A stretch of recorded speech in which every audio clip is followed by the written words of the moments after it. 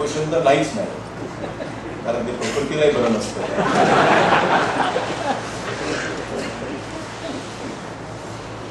त्यामुळे आज या सर्वच या योजना विविध स्तरावर चाललेल्या आहेत. केवळ इन्फ्रास्ट्रक्चर नाही, तर या दळणवळणाची व्यवस्थेच्या संदर्भामध्ये जोडले मागाशी बाळासाहेबांनी केला, ही गोष्ट खरी आहे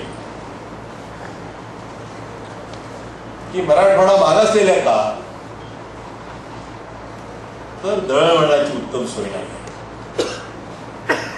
मुंबईमध्ये लातूरला एखाद्याला जा म्हटलं तर लातूर कुठं आहे, नकाशावर नकाशा काढून बसायला पोचायचं कसं, कोणत्या मार्गाने जावं लागतं, कोणती रेल्वे पकडावी लागते, कुठं उतरावं लागतं, पुन्हा दुसरी बस केव्हा मिळते, असं सगळं गणित त्यांच्यासमोर आपल्याला मांडावं लागत होतं. आज ज्या रेल्वेचं स्वप्न आपण अनेक वर्ष पाहत होतो, ते स्वप्न आता आपलं पूर्ण होताना आपल्याला अनुभवायला मिळणार आहे. आणि या महिन्याअखेर या कोरोडवारी मार्गे आपण जाण्याचा प्रयत्न करणार आहोत. आणि तो मार्ग आता पूर्ण झालेला आहे. नव्या रेल्वेचा टाइम टेबल आता आपल्या समोर आलेला आहे. आणि लातूर मुंबई वाया कुर्डुवाडी साधारण 9 ते 9.5 तासामध्ये आता इथून पोहोचण्याची व्यवस्था अगदी आरामात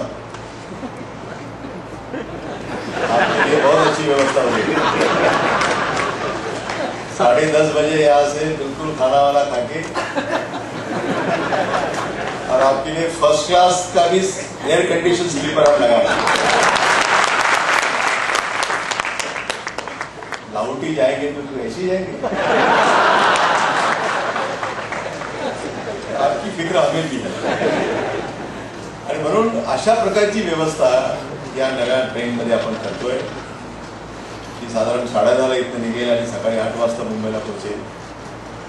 इकडनं 9 वाजता निघण्याची व्यवस्था आपण केली आहे, ती सकाळी 6-6:30 लातूरला येईल. आणि अतिशय कमी वेळामध्ये लातूरला पोहोचण्यासाठी. आणि एकदा हा मार्ग उघडला की मग हैदराबाद असेल, मग साऊथ मधून असतील अनेक रेल्वे या मार्गाने उद्याच्या काळामध्ये निश्चितपणाने धावणार, गुड्स ट्रेन धावणार.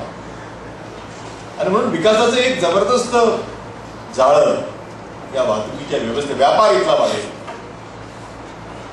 केवळ प्रवाशांची सोय नव्हे, परंतु व्यापार वाढीसाठी, कारण आमचं व्यापार पेठ आहे, ही पेठ व्यापाराची वाढण्यासाठी आजच आपण जी काही तो मार्ग